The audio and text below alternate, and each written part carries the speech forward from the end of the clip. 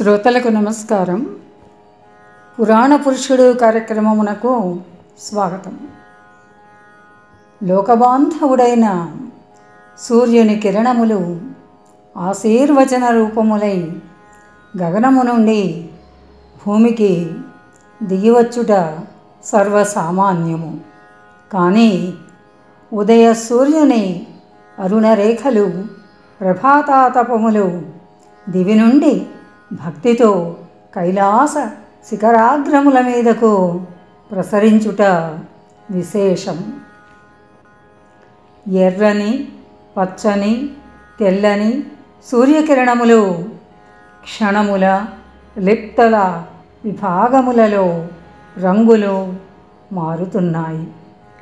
మహాలింగాకారమై భూమికి కొలబద్దగా నిలబడి ఉన్న కైలాస శిఖరముపై ప్రతిబింబించి తాదాత్మ్యము పొందుతున్నాయి.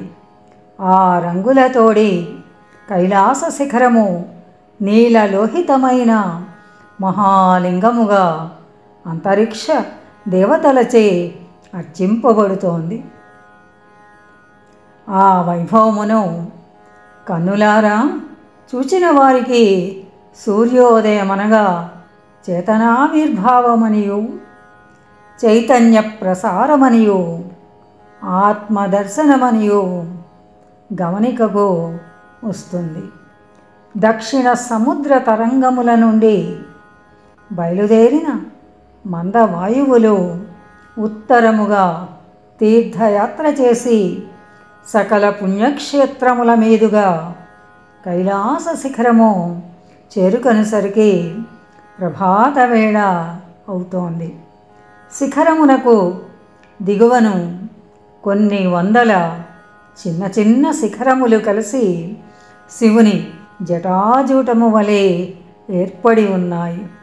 వానిపై నుండి వంపులు తిరిగి గంగ సెలయేటి పాయలు అందందు దుముకుచూ సాగి చిందులు త్రొక్కుతోంది.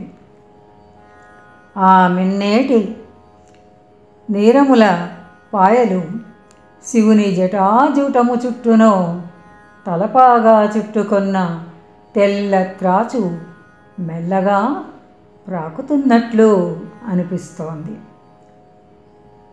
అందున్న 100 శిఖరముల గుంపుగల ప్రాంతమున ఒక 2 శిఖరముల నడుమ వాసయోగ్యమగు లోయ ఉంది.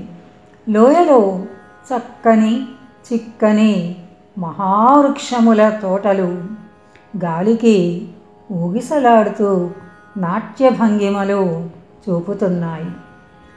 కొమ్మల సందులలో దూరి ఆకులలో నుండి వెదురు పొదలలో నుండి వెలువడి వచ్చుచున్న పిల్లవాయువులు సప్త స్వరములలో గానము చేస్తున్నాయి.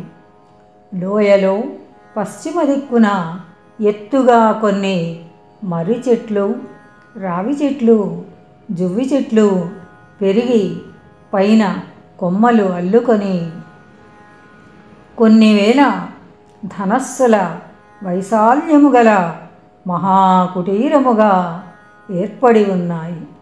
ఆ వృక్షములను అల్లుకొని పెరిగిన తీగల నుండి రంగురంగుల పుష్పములు భూమిపై రాలి దుప్పటి కప్పినట్లుండగా కొమ్మల సందుల నుండి ప్రసరించుచున్న ప్రభాత కిరణములు ఆ పువ్వుల కుప్పలలో నుండి జరజర రాకిపోవుచున్న రంగురంగుల త్రాచుల శరీరములపై పడి తళుక్కుమంటూ ఉన్నాయి.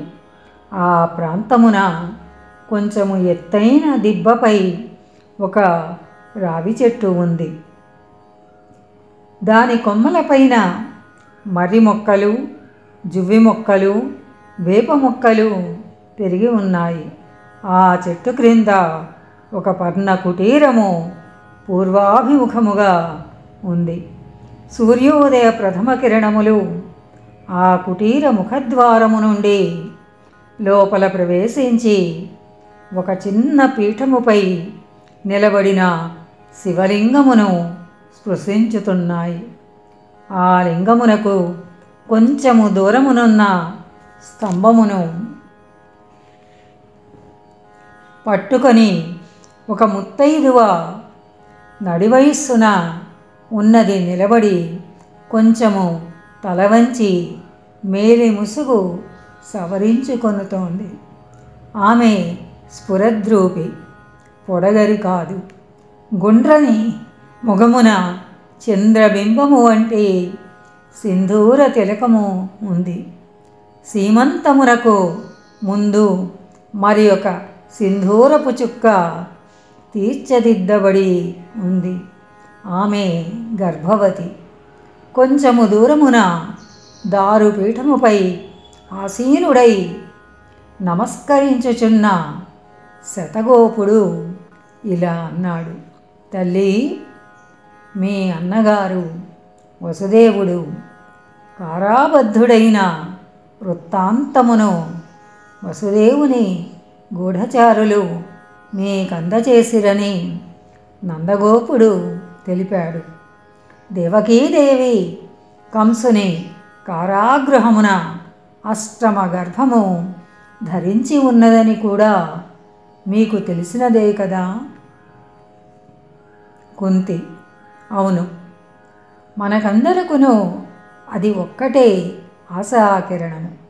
మీరందరూ నందగోపుడు నాయకుడుగా అప్రమత్తులై వసుదేవుని దినదిన పరిస్థితులను గమనించుచున్నారని మా ప్రభువు ఎప్పటికప్పుడు నాకు వార్తలను అందించుచున్నారు. శతగోపుడు: అవును, అహోరాత్రములు వసుదేవుని పరిస్థితులను కనిపెట్టుకొనుటయే మేమందరము కూడా మెలుగుతున్నాము. కుంతి: మీరు అదృష్టవంతులు. దేశ సౌభాగ్యము కోరి దీక్షాబద్ధులైన మా అన్నగారికి సహాయపడు అవకాశము మీకు లభించింది. మా తండ్రి సురసేనుడు నన్ను కుంతిభోజునకు పుత్రికగా ఇచ్చిన నాటి నుండి చుట్టరికములు దూరమైనవనుకొని భ్రమపడ్డాను. భరతభూమి భవితవ్యమెరిగిన భీష్మాదులైన పెద్దలు నన్ను మా ప్రభువులకు పరిణయము చేసినప్పుడు బాల్యముచే వారి ఆంతర్యమును గ్రహింపలేకపోయాను. ముని శాపముచే విరక్తి చెందిన మా ప్రభువు శతశృంగ సీమలకు వచ్చుటయు మేము వారి వెంట వచ్చుటయు జరిగిన వెనుక మా బావగారు ధృతరాష్ట్రుని వ్యూహములు బలపడినవి. నాకిప్పుడు మా చిరంజీవి యుధిష్ఠిరుని గూర్చియే విచారము.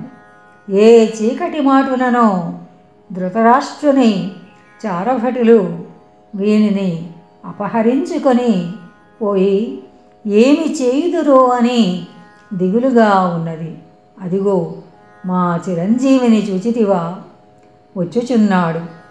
మా ప్రభువు కూడా చిరంజీవి వెనుక నడిచి వచ్చుచున్నారు.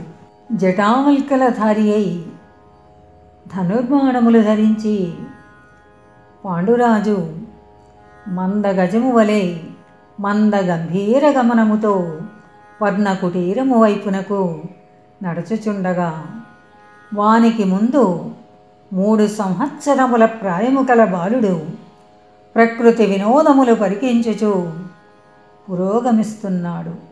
ఆ బాలుని ముఖమున గంధముతో తీర్చదిద్దబడిన అర్ధచంద్రాకారమైన విభూతి రేఖలు, వాని నడుమ చిన్న సింధూరపు చుక్క అతని మందహాసమునకు వన్నె పెట్టుతున్నాయి.